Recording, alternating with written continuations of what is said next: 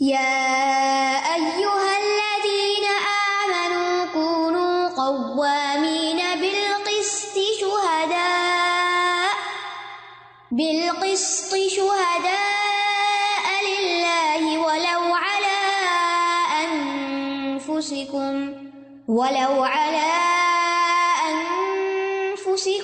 أو الوالدين والأقربين إن يكن غنيا أو فقيرا فالله أولى بهما فلا تتبعوا الهوى أن تعدلوا وإن تلووا أو تعرضوا فإن الله كان بما تعملون خبيرا۔ اے لوگو جو ایمان لائے ہو، انصاف پر قائم رہنے والے ہو جاؤ، اللہ کے لیے گواہی دینے والے بن جاؤ، اگرچہ وہ تمہارے اپنے یا والدین اور قرابت داروں ہی کے خلاف ہو، اگر وہ غنی ہو یا محتاج تو اللہ ان دونوں کا زیادہ خیر خواہ ہے، پس تم خواہشات کی پیروی نہ کرو کہ تم عدل نہ کر سکو، اور اگر تم زبان موڑو گے یا اعراض کرو گے تو بے شک جو بھی عمل تم کرتے ہو اللہ اس کی خوب خبر رکھنے والا ہے۔ پچھلی آیات کے ساتھ بھی اس کا تعلق ہے، جہاں ازواج کے درمیان عدل کرنے کی بات آئی، یتیموں کے ساتھ حسن سلوک کی بات آئی، وَيَسْتَفْتُونَكَ فِي النِّسَاءِ اور وَمَا يُتْلَىٰ عَلَيْكُمْ فِي الْكِتَابِ فِي يَتَامَى النِّسَاءِ اور وَأَن تَقُومُوا لِلْيَتَامَى بِالْقِسْطِ، یہ ساری باتیں ہم نے جو پڑھی تھی۔ پھر اس کے بعد ان کا ہمیں حل بھی بتایا گیا، زوج کا نشوز کیسے ہوتا ہے، اس کا علاج کیا ہے، اور پھر یہ کہ زوجین کے درمیان اختلافات پیدا ہو جائیں تو پھر ان کا حل بتایا گیا، صلح بہتر ہے لیکن صلح نہ ہو سکے تو تفرق، الگ ہو جاؤ۔ تو یہاں پر پھر عدل کی بات کی گئی، انصاف کی بات کی گئی، لیکن یہ آیت صرف انہی معاملات کے بارے میں نہیں ہے، جنرل بھی ہے۔ یا ایھا الذین آمنوا، اے لوگو جو ایمان لائے ہو، اللہ سبحانہ وتعالیٰ سب ایمان والوں سے خطاب کر رہے ہیں، اور کسی شخص کے لیے یہ بہت بڑا لقب ہے کہ میں ایمان والا ہوں۔ اللہ سبحانہ وتعالیٰ جب ہمیں پکارتے ہیں ایمان والو، تو ہمارے لیے ایک آنر کی بات بھی ہونی چاہیے، یعنی وہ لوگ جو اللہ کے رب ہونے پہ راضی ہو گئے، جو اسلام کے دین ہونے پہ راضی ہو گئے، محمد صلی اللہ علیہ وسلم کے رسول ہونے پہ راضی ہو گئے، وہ متوجہ ہوں، کیونکہ یا کہہ کے حرف ندا کے ساتھ جو مخاطب کیا گیا تو توجہ مبذول کرائی گئی کہ اب تم اس حکم کو غور سے سنو اور پھر اس پر عمل بھی کرو۔ تو اہل ایمان کے لیے بہت بڑے شرف کی بات ہے کہ اللہ سبحانہ وتعالیٰ انہیں ایسے احکامات دیتا ہے جو ان کے فائدے میں ہے، اور دوسری طرف اس حکم پر عمل کرنا ایمان کا تقاضا ہے۔ کیا حکم ہے؟ کونوا قوامین بالقسط، ہو جاؤ قائم رہنے والے انصاف پر۔ قوامین جو ہے یہ قائمین سے مبالغہ کا صیغہ ہے، فعال کے وزن پر، قوام۔ الرجال قوامون علی النساء، ٹھیک ہے، تو بہت زیادہ اس عمل کو کرنے والے، یعنی مبالغے کے لیے ہے کہ بہت زیادہ قائم رہنے والے، ٹھیک ہے۔ جیسے جو شخص کبھی تہجد نہ چھوڑے اس کو کہتے ہیں قوام، اور جو روزہ سنت کے مطابق رکھے صوام، بہت روزے رکھنے والا۔ حضرت حفصہ کے بارے میں کہا گیا تھا نا کہ وہ قوامہ صوامہ ہے، بہت قیام کرتی ہیں، بہت روزے رکھتی ہیں۔ تو کونوا قوامین، یعنی اس میں ایک طرح سے دوام بھی ہے، یہ نہیں کہ کبھی تو انصاف کر لیا اور کبھی نہ کیا۔ کونوا قوامین تاکید ہے، لازم رہو اس بات پر، یعنی اس بات پر عمل کرنا لازم کر لو۔ کون سی بات؟ بالقسط، قسط عدل کے لیے، ایک ہوتا قسط اور ایک ہوتا قسط۔ قسط ظلم کو کہتے ہیں، سورہ جن میں آتا نا وَمِنَّ الْقَاسِطُونَ، کہ ہم میں سے کچھ ظالم بھی ہیں، حد سے بڑھنے والے بھی ہیں۔ تو صرف زبر اور زیر کے فرق سے معنی بالکل اپوزٹ ہو گیا۔ قرآن مجید میں مقسط بھی آتا ہے، ان اللہ یحب المقسطین، اللہ انصاف کرنے والوں کو پسند کرتا ہے۔ تو کونوا قوامین بالقسط یعنی اپنے ہر معاملے میں، ہر حال میں انصاف پر پوری طرح قائم رہنے والے بن جاؤ، یعنی عدل کا تاکیدی حکم ہے، بہت مؤثر انداز ہے۔ تو اس سے پتہ چلتا ہے کہ ہمارے دین میں جسٹس کی کتنی اہمیت ہے، چاہے خاندانی معاملات ہو، چاہے معاشرتی معاملات ہوں۔ تو اللہ سبحانہ وتعالیٰ سب اہل ایمان کو حکم دے رہے ہیں کہ خوب اہتمام کرو اپنے بیوی بچوں کے بارے میں، اپنے متعلقین کے بارے میں، جن لوگوں کے اوپر تم ذمہ دار ہو ان کے بارے میں انصاف سے کام لو، اور گواہی دینے کے معاملے میں بھی انصاف کرنے والے ہو. اور قوام جو ہوتا ہے، قائم کون ہوتا ہے؟ جو سیدھا کھڑا ہو. قوام یعنی بالکل سیدھے، نہ دائیں جھکو نہ بائیں جھکو، نہ اس کی طرف نہ اس کی طرف، اسٹریٹ اپ. تو ہمارے دین میں عدل کو بہت امتیازی مقام حاصل ہے، اور ہر معاملے میں عدل قائم کرنے کے لیے تلقین کی گئی ہے. اور رسولوں کو جو اللہ تعالیٰ نے بھیجا تو ان کو بھی یہ کام اس لیے دیا، جیسے پیچھے میں نے سورۃ الحدید کی آیت پڑھی تھی، لقد ارسلنا رسلنا بالبینات وانزلنا معهم الکتاب والمیزان لیقوم الناس بالقسط. ٹھیک ہے کہ ہم نے رسولوں کو کتاب اور ترازو کے ساتھ بھیجا، کیوں؟ تاکہ لوگ انصاف پر قائم رہیں، انصاف قائم کریں. اللہ تعالیٰ نے اس پوری کائنات کے اندر ایک میزان رکھا ہے، والسماء رفعها ووضع الميزان الا تطغوا في الميزان واقیموا الوزن بالقسط ولا تخسروا الميزان. ڈنڈی نہیں مارنی، اور عدل کی وجہ سے ہی زمین و آسمان قائم. جس چیز کا بھی بیلنس بگڑتا ہے وہ قائم نہیں رہ سکتی. جہاں عدل و انصاف نہیں ہوتا، امام ابن تیمیہ کہتے ہیں کہ ایک غیر مسلم حکومت عدل و انصاف کی بنا پہ قائم رہ سکتی، اور ایک ظالم مسلمان حکومت قائم نہیں رہے گی اپنے ظلم کی وجہ سے. تو عدل و انصاف کی وجہ سے آسمان و زمین قائم ہے. اور اس معاملے میں وہ روایت بھی آتی ہے کہ نبی صلی اللہ علیہ وسلم نے عبداللہ بن رواحہ کو اپنے اور یہودیوں کے درمیان کھجوروں کا اندازہ کرنے کے لیے بھیجا. آپ کو معلوم ہے نا کہ خیبر فتح ہوا تھا، اور پھر وہاں کی زمینیں انہیں کو دی گئی تھی کام کرنے کے لیے، اور تقسیم ہوتی تھی کھجوریں. تو جب وہ اندازہ کرنے گئے کہ ایک درخت پہ کتنی کھجوریں اور کتنے درخت ہیں اور سارا حساب کتاب، تو انہوں نے اپنی عورتوں کے زیورات اکٹھے کر کے تو ان کی خدمت میں پیش کیے کہ آپ ہمارے ساتھ رعایت برتیں، یعنی زیورات آپ ہم سے قبول کر لیں، رشوت دی. تو عبداللہ بن رواحہ نے کہا، اے یہود کی جماعت، اللہ کی قسم تم میرے نزدیک اللہ کی مخلوق میں سب سے زیادہ قابل نفرت ہو، لیکن یہ نفرت مجھے اس بات پہ آمادہ نہیں کر سکتی کہ میں تمہارے ساتھ ناانصافی اور ظلم سے کام لوں. جو رشوت تم نے مجھے پیش کی ہے یہ خالصتاً حرام ہے، اور یقیناً ہم اس کو نہیں کھائیں گے. تو انہوں نے کہا، بہذا قامت السماوات والارض، اسی وجہ سے آسمان و زمین قائم ہے کہ دنیا میں ایسے لوگ ہیں کہ جو کسی لالچ میں آ کے انصاف کا دامن نہیں چھوڑتے، انصاف پر ہی قائم رہتے ہیں. پھر فرمایا شہداء للہ، اللہ کی خاطر گواہی دینے والے، یعنی کسی قسم کی کوئی لالچ تمہیں گواہی دینے میں بھی ڈنڈی نہ مارنے دے، یعنی اس میں بھی انصاف سے کام لو. سورۃ طلاق میں آتا وَأَقِیمُوا الشَّهَادَةَ لِلَّهِ، شہادت اللہ کے لیے قائم کرو. مطلب یہ ہے کہ صرف اور صرف اللہ کی خوشی کے لیے صحیح گواہی دو، کسی سے فائدہ اٹھانے کے لیے نہیں، کسی کو فیور دینے کے لیے نہیں، کسی اور مقصد کے لیے نہیں، شہرت کے لیے نہیں کہ کوئی کہے کہ یہ بندہ بڑا سچا اور کھرا ہے.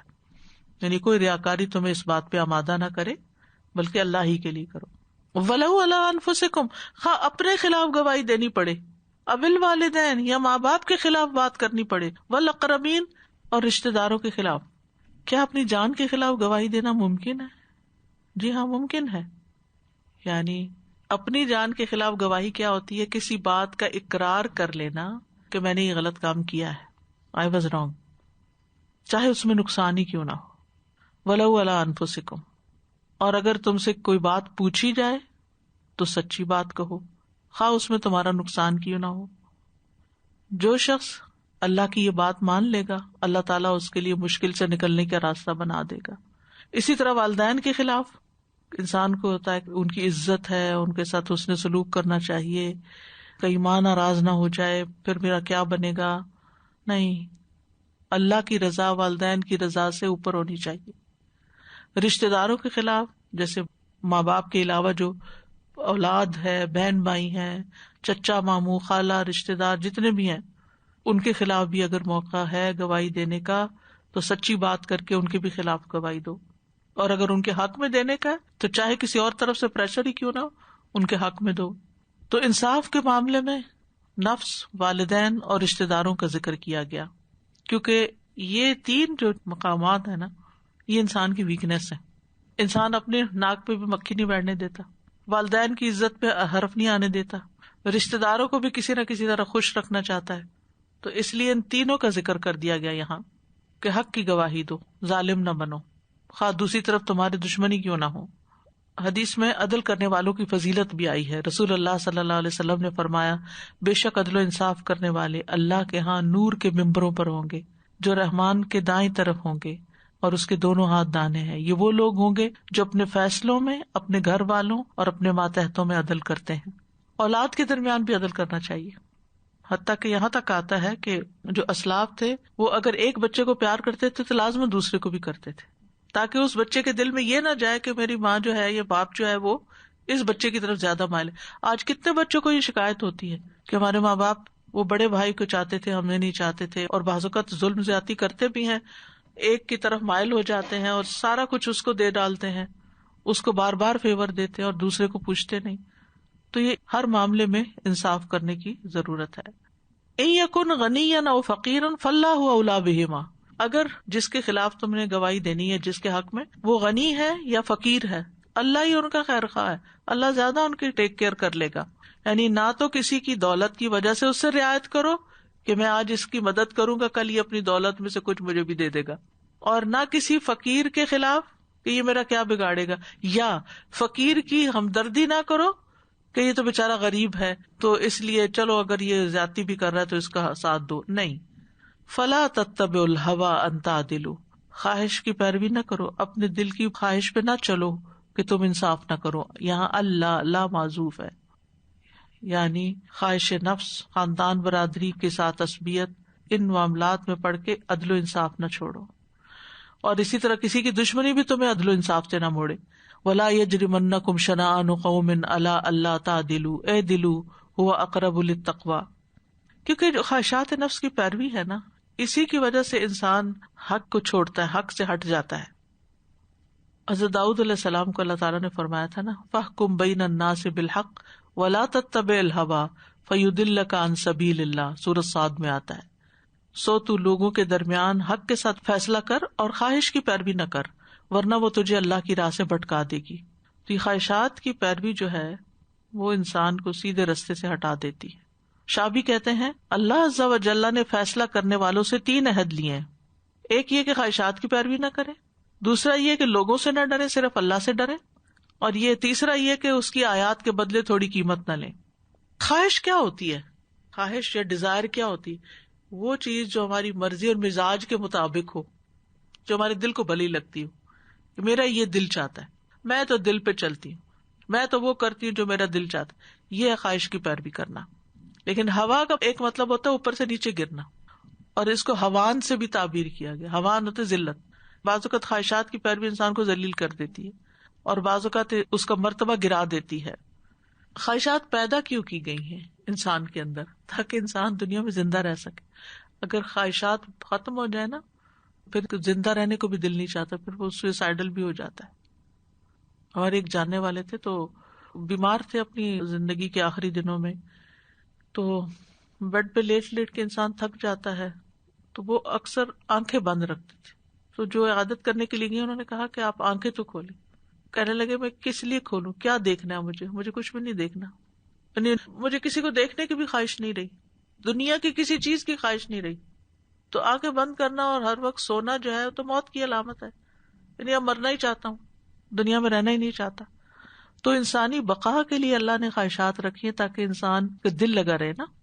اگر کھانے کی خواہش نہ ہو تو ہم کچھ پکائیں گے، کچھ کھائیں گے ہی نہیں.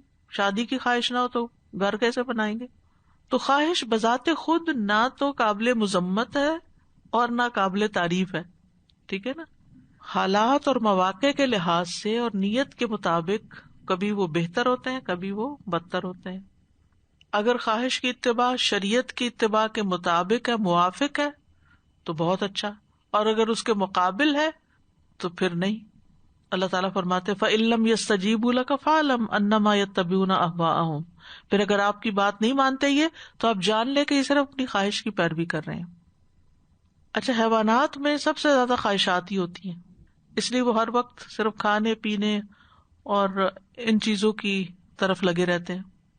مثلا اگر آپ نے بلی رکھی ہوئی ہے پیٹ تو آپ دیکھیں گے کیا، یا وہ کھیل رہی ہوگی، یا وہ کھا رہی ہوگی، یا وہ سو رہی ہوگی، اور تو اس کو کوئی کام نہیں. یہ ساری خواہشات کی پیروی ہے نا. تو خواہش کی پیروی کرنے والا جو ہے وہ کبھی کوئی بڑا کام نہیں کر سکتا. اور ایسا شخص جو خواہشات کی پیروی کرا اس کی زندگی میں کوئی ڈسپلن نہیں ہوتا، وہ فوکسڈ نہیں رہ سکتا، وہ کوئی بڑا کام نہیں کر سکتا. اور زیادہ خواہش کی پیروی کرنا، صرف خواہشات پہ چلنا، خواہشات کو الہ بنانا. افرأیت من اتخذ الہہ ہواہ، امام حسن کہتے ہیں اس سے مراد منافق ہے کہ جس چیز کی بھی خواہش کرتا کر بیٹھتا ہے، بس یہ نہیں دیکھتا حلال ہے حرام ہے، بس دل آ گیا اب کرنا ہی کرنا ہے. وہ کہتے ہیں کہ منافق اپنی خواہشات کا غلام ہوتا ہے، اس کا نفس جس بات کی خواہش کرتا وہ کرتا جاتا ہے. پھر اسی طرح خواہشات کی پیروی جو ہوتی ہے گمراہی کا باعث بنتی ہے. سورۃ القصص میں آتا ہے وَمَنْ أَضَلُّ مِمَّنِ اتَّبَعَ هَوَاهُ بِغَيْرِ هُدًى مِّنَ اللَّهِ، اس سے زیادہ گمراہ کون ہو سکتا ہے جو اللہ کی ہدایت کو چھوڑ کر محض اپنی خواہش کے پیچھے لگا ہوا ہو. خواہشات جو ہیں وہ شیطان کا چور دروازہ ہے، یعنی انسان اگر خواہشات کی پیروی کرتا ہے تو شیطان بہت جلدی اس کے اندر آتا ہے. انسان کو غافل بھی کرتی ہیں خواہشات، انسان کی بصیرت کو اندھا کر دیتی، حق کو حق نہیں دیکھ سکتا. خواہشات کی پیروی کرنے والوں کی عقل بگڑ جاتی ہے. معاویہ رضی اللہ عنہ کہتے ہیں خواہشات کو چھوڑ دینا اور ہوائے نفس کی بات نہ ماننا یہی مروت ہے. خواہشات کے پیچھے چلنا مروت کو بیمار کر دیتا ہے. یعنی مروت سے مراد یہ کہ انسان پھر یہ نہیں دیکھتا کہ کوئی میرے ماں باپ ہیں یا بہن بھائی ہیں، اس کے اندر کوئی انسانیت نہیں رہتی، صرف اس کو اپنی مرضی کرنی ہے، وہ کسی کی بھی عزت کی پرواہ نہیں کرتا. خواہشات کی پیروی انسان کو انجام سے بھی بے فکر کر دیتی ہے. تو ایسے انسان کے لیے محرومیوں کے دروازے کھل جاتے ہیں، اس کے لیے عزائم پست ہو جاتے ہیں. بہت سی بیماریوں کی جڑ ہے، کیونکہ انسان کھانے میں بھی خواہش کی پیروی کرتا ہے، وہ نہیں سوچتا یہ چیز میرے لیے ہلاکت خیز ہے. پھر عداوتوں کی بنیاد ہے، میرا دل چاہتا ہے میں یہ چیز حاصل کر لوں چاہے کسی بھی قیمت پر، ہو سکتا ہے وہ کسی اور کا حق ہو، حصہ ہو، کوئی اور اس کا زیادہ حقدار ہو، تو پھر ایک شخص ظلم زیادتی کے ساتھ اس کو لے گا تو دشمنی پالے گا. تو خواہش پرستی جس چیز کے ساتھ بھی ملتی ہے اس کو بگاڑ کے رکھ دیتی ہے. علم میں خواہش مل جائے تو گمراہی کی طرف لے جاتی ہے، زہد میں ریاکاری کی طرف لے جاتی ہے، فیصلہ کرنے میں ملاوٹ ہو تو حق تلفی پہ اکساتی ہے، تقسیم میں ملاوٹ ہو جائے تو ظلم میں لے جاتی ہے، ظالم بنا دیتی ہے. اگر عبادت میں خواہش کی ملاوٹ ہو جائے تو اطاعت اور تقرب کا ذریعہ باقی نہیں رہتا. یعنی جس چیز میں خواہش شامل ہو جاتی ہے نا تو پھر وہ اس کو بگاڑ کے رکھ دیتی ہے. تو خواہش کو کنٹرول کرنا صبر سے آتا ہے، ورنہ خواہشات کی پیروی کرنے والوں کے لیے جہنم کی سزا بھی بتائی گئی. ادا الصلاۃ واتبعوا الشہوات فسوف یلقون غیا، اور جہنم جو ہے وہ خواہشات سے گھیر دی گئی ہے. حجبت النار بالشہوات وحجبت الجنت بالمکارہ، آگ خواہشات سے ڈھانپ دی گئی اور جنت ناپسندیدہ چیزوں سے ڈھانپ دی گئی. جو خواہش سے بچتا ہے وہ ایک طرح سے اپنے ساتھ جہاد کرتا ہے، جہاد النفس. اور سب سے زیادہ طاقتور انسان بھی وہی ہے جو اپنے خواہش پہ کنٹرول کر لیتا ہے، جیسے غصہ ہے اس پہ کنٹرول کر لیتا ہے. اور جو خواہش نفس سے بچتا ہے یعنی بری خواہشات سے، اس کے لیے جنت کی بشارت ہے. وَأَمَّا مَنْ خَافَ مَقَامَ رَبِّهِ وَنَهَى النَّفْسَ عَنِ الْهَوَىٰ فَإِنَّ الْجَنَّةَ هِيَ الْمَأْوَىٰ. سورۃ نازعات میں آتا ہے. وَإِن تَلْوُوا أَوْ تُعْرِضُوا، تلوو لوا یلوی سے ہے، جان بوجھ کے جھوٹ بولنا. تلوو کا مطلب ہوتا ہے نا موڑنا، لیم بِأَلْسِنَتِهِمْ، اپنی زبانوں کو موڑ کے. یعنی اگر تم گواہی دینے سے پھر جاؤ، اس میں کچھ اضافہ کر دو یا کمی کر دو، زبان کو ہیر پھیر کرو، او توردو، یا تم روح گردانی کرو کہ گواہی دو ہی نہ، ٹال مٹول کرو، کیونکہ گواہی چھپانے کی بھی مذمت ہے نا. ومن اظلم ممن کتم شہادۃ عندہ من اللہ، اس سے زیادہ ظالم کون ہے جس نے وہ شہادت چھپا لی جو اس کے پاس اللہ کی طرف سے تھی. سورۃ البقرہ میں آتا ولا تکتموا الشہادۃ ومن یکتمھا فانہ آثم قلبہ، اور گواہی مت چھپاؤ، جو اسے چھپائے گا تو بے شک اس کا دل گناہگار ہے. عارض کا کیا مطلب ہے؟ گواہی چھپانا، یعنی روگردانی کرنا، نہ میں نہیں گواہی دیتا.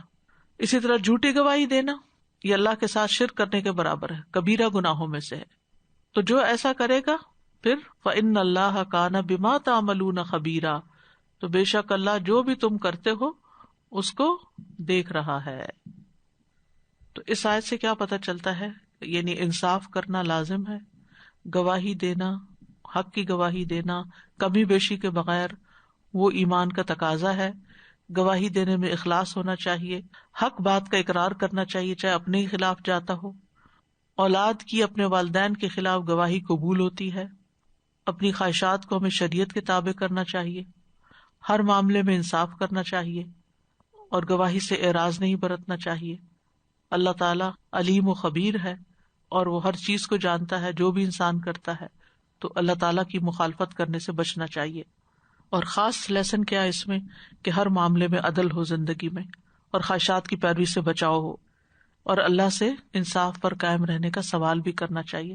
وَلَن تَسْتَطِيعُوا أَن تَعْدِلُوا بَيْنَ النِّسَاءِ وَلَوْ حَرَصْتُمْ، بڑا ہی مشکل کام ہے کیونکہ خواہشات آڑے آ جاتی ہیں اور انسان عدل سے پھر جاتا ہے، کوشش کے باوجود بھی بعض اوقات کر نہیں پاتا، تو اس کے لیے اللہ سے مدد مانگنی چاہیے۔ یا ایھا الذین آمنوا آمنوا باللہ ورسولہ والکتاب الذی نزل علی رسولہ والکتاب الذی انزل من قبل ومن یکفر باللہ وملائکتہ وکتبہ ورسلہ واليوم الآخر فقد ضل ضلالا بعیدا۔ اے لوگو جو ایمان لائے ہو، ایمان لاؤ اللہ اور اس کے رسول پر، اور اس کتاب پر جو اس نے اپنے رسول پر نازل کی، اور اس کتاب پر بھی جو اس نے اس سے پہلے نازل کی، اور جو کوئی اللہ کا اور اس کے فرشتوں کا اور اس کی کتابوں کا اور اس کے رسولوں کا اور آخرت کے دن کا انکار کرے گا تو یقیناً وہ گمراہی میں بہت دور نکل گیا۔ یا ایھا الذین آمنو، پھر ایمان والوں کو خطاب ہے، آمنو، ایمان لے آؤ۔ کیا وہ ایمان تو لا چکے ہیں؟ اللہ تعالیٰ خود فرما رہے ہیں، تو پھر دوبارہ کیوں کہا جا رہا ہے؟ یہ تو ایسے ہی نا جیسے ہم ہر نماز میں کہتے اہدنا الصراط المستقیم، ہمیں ہدایت ہوئی تو ہم نماز پڑھ رہے ہیں نا، لیکن پھر کیا ہدایت مانگ رہے ہیں؟ مزید ہدایت مانگ رہے ہیں اور اس پر ثبات مانگ رہے ہیں، کیونکہ ایمان بڑھتا اور گھٹتا ہے نا۔ تو یا ایھا الذین آمنوا آمنوا، اور ایمان لو، آگے بڑھو، ترقی کرو ایمان کے درجات میں، اور اس پر ثبات اختیار کرو، اس سے پھر نہ جاؤ، کیونکہ انسان کے اندر جو خواہشات ہیں، کمزوریاں ہیں، اس کی وجہ سے انسان اپنا ایمان کھو سکتا ہے۔ تو اہل ایمان کو ایمان کی تکمیل کا حکم ہے کہ ایمان کے تمام ارکان اور تقاضے جو ہیں وہ پورے کرو۔ ایمان کا مطلب ہوتا ہے نا تصدیق کرنا اور اقرار کرنا، یعنی دل میں ایک عقیدہ رکھنا اور زبان کے ساتھ اقرار کرنا، اور پھر اعضاء کے ساتھ اس پر عمل کرنا، یعنی اس کے پورے تقاضے، دل میں بھی ایمان ہو، زبان پر بھی ہو، اور زیادہ سے زیادہ نیک عمل کرو تاکہ ایمان بڑھتا جائے۔ اور ایمان میں ساری چیزیں آ جاتی ہیں نا، اللہ پر، فرشتوں پر، کتابوں پر، رسولوں پر، جنت دوزخ پر، میزان پر، موت کے بعد جی اٹھنے پر، تقدیر کے اچھا برا ہونے پر۔ تو یہاں پر خاص طور پر آمنو باللہ ہی کہا گیا کہ اللہ پر ایمان لاؤ، کیونکہ اللہ پر ایمان لانا جو ہے یہ انسان کے لیے جنت میں لے جانے کا باعث ہے۔ وَمَن يُؤْمِن بِاللَّهِ وَيَعْمَلْ صَالِحًا يُدْخِلْهُ جَنَّاتٍ تَجْرِي مِن تَحْتِهَا الْأَنْهَارُ، اللہ تعالیٰ کے نزدیک محبوب ترین عمل ہے۔ ایک شخص نے کہا اللہ کے رسول کون سے اعمال اللہ کو زیادہ محبوب ہے؟ فرمایا اللہ پر ایمان لانا۔ پوچھا کون سا ناپسندیدہ؟ کہا اللہ کے ساتھ شرک کرنا۔ پھر وہ رسول ہی، اور اس کے رسول پر بھی ایمان لاؤ۔ اور رسول سے مراد یہاں کون سے رسول ہیں؟ محمد صلی اللہ علیہ وسلم، یعنی اس بات پر ایمان کے وہ سچے رسول ہیں، حق لے کر آئے ہیں، اللہ کی طرف سے مبعوث ہوئے ہیں، جو خبریں انہوں نے ہمیں دی وہ بالکل سچی ہیں، اور یہ بہت اعلیٰ درجے کی نیکی ہے۔ ایک اور موقع پر آیا، کسی نے آپ سے پوچھا کہ کون سا عمل سب سے افضل ہے؟ آپ نے فرمایا اللہ اور اس کے رسول پر ایمان لانا۔ تو اللہ اور اس کے رسولوں کی جو تصدیق ہے اس کی وجہ سے انسان کو اعلیٰ ترین درجات ملتے ہیں۔ نبی صلی اللہ علیہ وسلم نے فرمایا اہل جنت بالائی منزل والوں کو اپنے اوپر سے اس طرح دیکھیں گے جس طرح لوگ آسمان کے مشرق یا مغربی کنارے پر چمکتا گہرا ستارہ دیکھتے ہیں۔ وہ اوپر کہ اہل جنت کے مراتب میں فرق ہوگا، درجوں میں فرق ہوگا۔ لوگوں نے عرض کیا اللہ کے رسول یہ تو انبیاء کے مقام ہے، ان کے مراتب پر اور کوئی نہیں پہنچ سکتا، اتنا اونچا کون جائے گا؟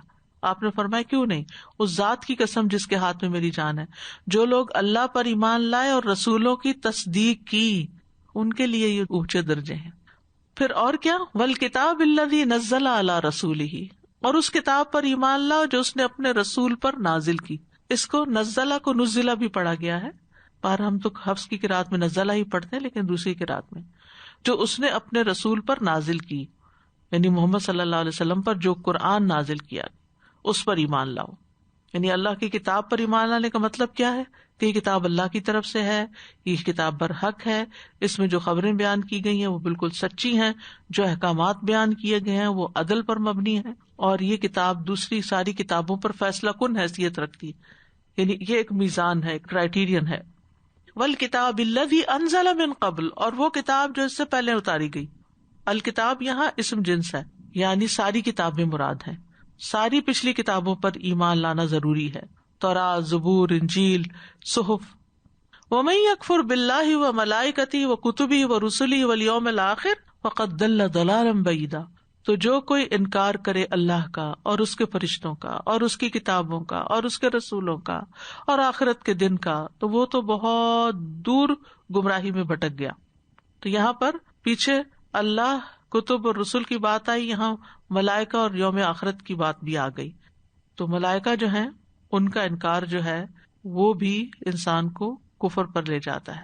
اور آخرت دن سے مراد قیامت کا دن ہے. دنیا کے 3 مرحلے، ایک ماں کے شکم میں، دوسرا دنیا کی زندگی میں، تیسرا برزخ میں، اور برزخ سے ہی پھر قیامت کے دن قبروں سے اٹھیں گے اور یوم الآخر آ جائے گا، تو اس کو آخری دن کہا گیا. تو اس آیت سے ہی پتہ چلتا ہے کہ اس شخص کا ایمان درست نہیں جو بعض چیزوں پر ایمان لائے اور بعض پر نہ لائے. ایمان کے 6 ارکان ہیں جو ان پر ایمان لانا ضروری ہے، اور یہاں 5 کا ذکر کر دیا گیا، تقدیر کا ذکر نہیں ہے صرف. ٹھیک ہے. اور آخرت پر ایمان لانے کا مطلب ہے آخرت کے ہر مرحلے پر ایمان لانا. ٹھیک ہے. قبر کے عذاب پر ایمان لانا، اور پھر اس کے بعد قیامت کے دن کا نشور جو ہے اس پر، اور حساب کتاب اور میزان اور جتنی بھی ڈیٹیلز آتی ہیں. ان الذين آمنوا ثم كفروا ثم آمنوا ثم كفروا ثم كفروا ثم ازدادوا كفرا لم يكن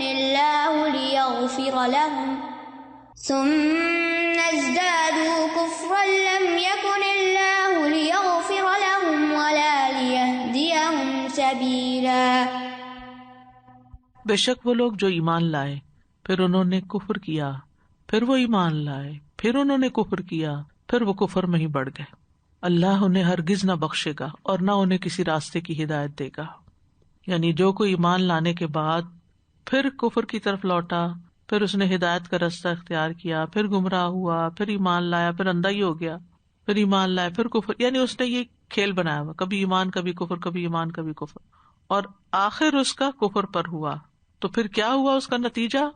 اس کا نتیجہ یہ ہوا کہ اب اس کی بخشش نہیں. جو کفر پہ فوت ہو گیا تو اس کا ایمان لانے کا جو پیریڈ تھا اس میں جو نیکیاں اس نے کی وہ بھی برباد ہوئی، اور ایسے شخص کو کوئی راستہ نہیں ملے گا.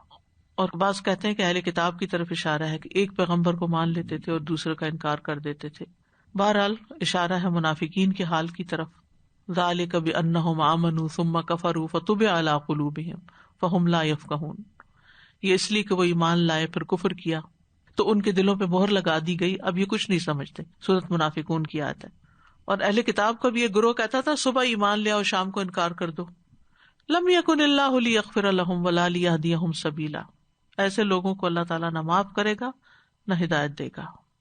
یہ بخشش اور ہدایت سے محروم ہے، یعنی ایسی چیزوں سے محروم کر دیا جائے گا جو بخشش اور ہدایت کا تقاضا کرتی ہیں.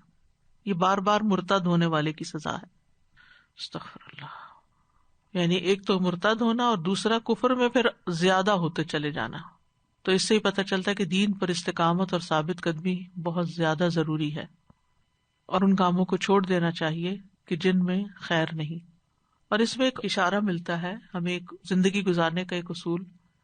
یعنی انسان اپنے آپ کو کسی ایک کام پر فوکس کرتا ہے، پھر ڈپ آ جاتا ہے، تو سوچے کہ کیوں آیا ہے، اس رستے کو چھوڑ دے، ان چیزوں کو چھوڑ دے کہ جس کی وجہ سے وہ بار بار گر رہا ہے.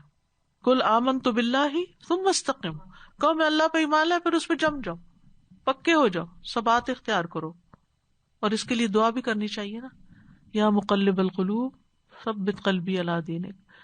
نماز کی کسی رکعت میں نا یہ باندھ لے اپنے لیے، جیسے میں نے ظہر کی سنتوں کی پہلی رکعت میں نا سجدے میں اس کے لیے باندھا ہوا ہے. یہ ہر ایک اپنا، میرے اوپر مت جائیے گا کیونکہ میں کوئی نیا دین نہیں ایجاد کر رہی ہوں، صرف ایک ٹپ دے رہی ہوں. نبی صلی اللہ علیہ وسلم کتنی کثرت سے یہ دعا مانگتے تھے، تو ہم کہاں ہیں؟ ہمارے لیے بھی بہت ضروری ہے کہ ہم ثابت قدمی اختیار کریں، لیکن اللہ کی توفیق کے بغیر نہیں ہو سکتی. چھوٹی چھوٹی چیزیں تو انسان کا دل پھیر دیتی ہیں، کبھی جسمانی کمزوری، کبھی لوگوں کی باتیں، کبھی اور پریشانیاں. انسان کی سالوں کی بنی ہوئی عادتیں بعض اوقات ختم ہو کے رہ جاتی ہیں، ایسے حالات پیدا ہو جاتے ہیں. اللہ ہمیں دین پہ جمائے رکھنا. کووڈ نے کتنی چیزوں کی، اب میں سوچ رہی تھی کہ جو بچے اس ایج میں بڑے ہو رہے ہیں اور مسجد ماں باپ مشکل لے جا رہے تھے، اب وہ مسجدیں بند ہیں، تو ان بچوں کو مسجد جانے کی عادت کیسی پڑے، اور جو بڑی مشکل سے اس طرف آئے تھے ان کی عادت پھر سے خراب ہو گئی، تو کتنا مشکل ہے. اللہ سبحانہ وتعالیٰ محفوظ رکھے. تو دل جو ہے نا ہمارا الٹ پلٹ ہوتا رہتا ہے، تو کبھی بھی اس دل پہ اعتبار نہیں کرنا چاہیے کہ اب ہمارا ایمان زیادہ ہو گیا تو ہم اسی پہ جمے رہیں گے. پہلے کہا گیا نا آمنو آمنو یا ایھا الذین آمنو آمنو، بڑھاتے رہو اس کو، ورنہ کیا ہوگا اگر بڑھایا نہیں تو کہیں ایسا نہ ہو کہ کفر کی طرف پلٹ جاؤ. اور کفر کے علاوہ ناشکری بھی تو بندہ جب ڈٹائی پہ اتر جاتا ہے نا اور دل ٹیڑھا ہو جاتا ہے، پھر اللہ ہدایت نہیں دیتا اور پھر بخشش بھی نہیں ہوتی. بشر المنافقین بأن لهم عذابا ألیما، منافقوں کو خوشخبری دے دیجئے کہ ان کے لیے دردناک عذاب ہے. استغفر اللہ. یہ پچھلی آیت بھی منافقین ہی سے متعلق تھی، تو یہاں پر اس کا انجام بتا دیا گیا ہے. بشارت کا لفظ جو نا خیر اور شر دونوں کے لیے استعمال ہوتا ہے. یہ بشر کہتے سکن کو، یعنی جس خبر سے انسان کا رنگ بدل جائے. خوشی کی خبر ہوتی ہے تو ہمارا چہرہ کھل اٹھتا ہے، اور غم کی خبر ہوتی ہے یا تکلیف کی ہوتی ہے تو اس سے ہمارا رنگ فک ہو جاتا ہے. تو بشر المنافقین، یعنی یہ جو کفر اور اسلام کے بیچ میں کھیل رہے ہیں نا، ان کو پھر بشارت دے دیجیے. نبی صلی اللہ علیہ وسلم کو خطاب ہے، آپ خوشخبری دے دیجیے کہ ان کے لیے عذاب علیم ہے، دردناک عذاب ہے، کیونکہ آپ مبشر بھی تھے اور نذیر بھی تھے. اور یہاں ایک طرح سے ان کا مذاق اڑایا گیا ہے کہ یہ ان کے لیے کوئی اچھی خبر نہیں، it's not a good news, لیکن یہ ہے کہ ان کے رویوں کی وجہ سے ان کو اس طرح کا خطاب دیا گیا ہے. تو بشر المنافقین، اور منافقین کا واحد منافق ہوتا ہے. یہ وہ لوگ ہوتے ہیں جنہوں نے ظاہر میں اسلام کا اظہار کیا ہوتا ہے اور دل میں کفر چھپایا ہوتا ہے. مکہ میں منافقت نہیں تھی، مدینہ میں آ کے جنگ بدر کے بعد، کامیابی کے بعد منافق جو ہیں وہ جنم لیے. یعنی ابتدائی دور میں نفاق نہیں تھا کیونکہ وہ تو مشکل حالات سے گزر رہے تھے، لیکن جب مسلمان طاقتور ہو گئے اور ان کو دنیاوی فائدے حاصل ہونے لگ گئے تو پھر لوگ یعنی کہ اسلام کے پردے میں اپنا کفر چھپانے لگ گئے. لیکن نبی صلی اللہ علیہ وسلم نے براہ راست ان کے اوپر کبھی کوئی ایکشن نہیں لیا، کیونکہ یہ زبان سے اسلام کا اظہار کرتے تھے. اور کس چیز کی یہاں بشارت دی گئی؟ بِأَنَّ لَهُمْ عَذَابًا أَلِيمًا، کہ ان کے لیے دردناک عذاب ہے. اور دردناک عذاب کیا ہے؟ ان المنافقین فی الدرک الاسفل من النار، کہ منافق آگ کے سب سے نچلے گڑھے میں ہوں گے، جہاں سے کبھی نکل ہی نہیں سکیں گے. استغفر اللہ، اعوذ باللہ. اس آیت سے پتہ چلتا ہے کہ منافقت جو ہے وہ دردناک عذاب کا مستحق بناتی ہے انسان کو. اور الم جو ہے درد اور تکلیف کے لیے ہوتا ہے نا، کہ ایسا عذاب ہوگا جس میں درد ہوگی، تکلیف ہوگی. الذین یتخذون الکافرین اولیاء من دون المؤمنین ایبتغون عندهم العزة فإن العزة للہ جمیعا. جو لوگ مومنوں کو چھوڑ کر کافروں کو دوست بنا لیتے ہیں، کیا وہ ان کے پاس عزت چاہتے ہیں؟ تو بے شک عزت ساری کی ساری اللہ ہی کے لیے ہے. یہ الذین انہی منافقین کے بارے میں ہے کہ ان کی مسلمانوں سے ہمدردیاں کم ہیں اور کفار سے زیادہ ہیں، کیونکہ یہ ان کے ہاں اپنا مقام تلاش کرتے ہیں، ان کے پاس عزت ڈھونڈتے ہیں. یعنی یہ ان کی صفات بتائی گئی ہیں، کیونکہ وہ خیال کرتے ہیں کہ یہ مسلمان جو ابھی مدینہ میں آئے ہیں ان کی طاقت تو کم ہی ہے، کمزور ہی ہے، لیکن ان کے دشمن جو ہیں وہ زیادہ طاقتور ہیں، لہٰذا وہ ان سے دوستی کرتے رہتے ہیں کہ ان کی طرف سے ادھر اسلام کا اظہار کر دیا اور ان کے ساتھ دوستی رکھی. وَإِذَا لَقُوا الَّذِينَ آمَنُوا قَالُوا آمَنَّا وَإِذَا خَلَوْا إِلَىٰ شَيَاطِينِهِمْ قَالُوا إِنَّا مَعَكُمْ. اور ویسے بھی دنیاوی فائدوں کے لیے أَيَبْتَغُونَ عِندَهُمُ الْعِزَّةَ، یعنی منافقین جو ہیں وہ کفار سے عزت طلب کر رہے ہیں. یعنی جس بدگمانی کا وہ شکار تھے کہ مسلمان کمزور ہیں تو یہاں سے کیا ہمیں ملے گا، وہاں جاتے ہیں جہاں سے ہمیں کچھ حاصل ہو، تو انہیں بتا دیا گا فَإِنَّ الْعِزَّةَ لِلَّهِ جَمِيعًا، کہ عزت تو ساری کی ساری اللہ ہی کے لیے ہے. جیسے سورۃ منافقون میں بھی آتا ہے وَلِلَّهِ الْعِزَّةُ وَلِرَسُولِهِ وَلِلْمُؤْمِنِينَ. تو علماء کہتے ہیں عزت 3 طرح کی ہوتی ہے. ایک عزت ہے مقام کی عزت، دوسری ہے غلبے کی عزت، تیسری ہے محفوظ ہونے کی عزت. تو یہ تینوں اللہ ہی کے لیے ہیں. تو اس آیت سے ہی پتہ چلتا ہے کہ غیر اللہ سے عزت مانگنے میں انسان کی ذلت ہے. انسان کسی سے عزت مانگ نہیں سکتا، مانگنے سے نہیں ملتی. اور اگر کوشش کرے بھی کہ کسی کی نظروں میں بہت اچھا بن جاؤ تو اللہ ہی ہے جو عزت دیتا ہے تو ملتی ہے، ورنہ انسان کچھ حاصل نہیں کر سکتا. تو عزت اللہ ہی سے طلب کرنی چاہیے. اللہ ہی عزت کا مالک ہے اور ساری عزت اسی کے پاس ہے. اور اللہ تعالیٰ اور اس کے رسول اور ایمان والوں کے لیے عزت کا وعدہ کیا گیا ہے. اور ویسے بھی قرآن میں آتا ہے تو عزو من تشاء و تذل من تشاء، تو جس کو چاہتا ہے عزت دیتا ہے اور جس کو چاہتا ہے ذلت دیتا ہے. تو عزت پانے والے کام کیا ہیں؟ اللہ اور اس کے رسول کی اطاعت کی جائے، ایمان سچا اور پکا ہو، کیونکہ ایمان اور اسلام کی وجہ سے انسان کو اللہ کے ہاں عزت ملتی ہے، قرآن کے ذریعے عزت ملتی ہے. جب حضرت عمر نے پوچھا تھا نافع بن عبد الحارث سے کہ مکہ میں اپنے پیچھے کس کو عامل بنایا، تو انہوں نے ابن ابزہ کو کہا وہ کون ہے؟ کہا غلام ہے. پھر کسی اور کا پوچھا تو پتہ چلا کہ اس لیے بنایا کہ وہ قرآن کا قاری ہے اور فرائض کا عالم ہے. تو حضرت عمر نے کہا بے شک تمہارے نبی نے سچ فرمایا کہ یقیناً اللہ اسی کتاب کے ذریعے لوگوں کو بلند کرتا ہے اور اس کے ذریعے کچھ لوگوں کو پست اور ذلیل کرتا ہے. اسی طرح معاف کرنے والا عزت پاتا ہے، عفو درگزر کرنے والا، تواضع اختیار کرنے والا، لوگوں سے بے نیاز ہونے میں عزت ہے، ظلم پر اللہ کی خاطر خاموشی اختیار کرنے میں عزت ہے. تو اللہ سبحانہ وتعالی ہم سب کو دنیا اور آخرت کی رسوائی سے بچائے، ذلت سے بچائے. وآخر دعوانا ان الحمد للہ رب العالمین.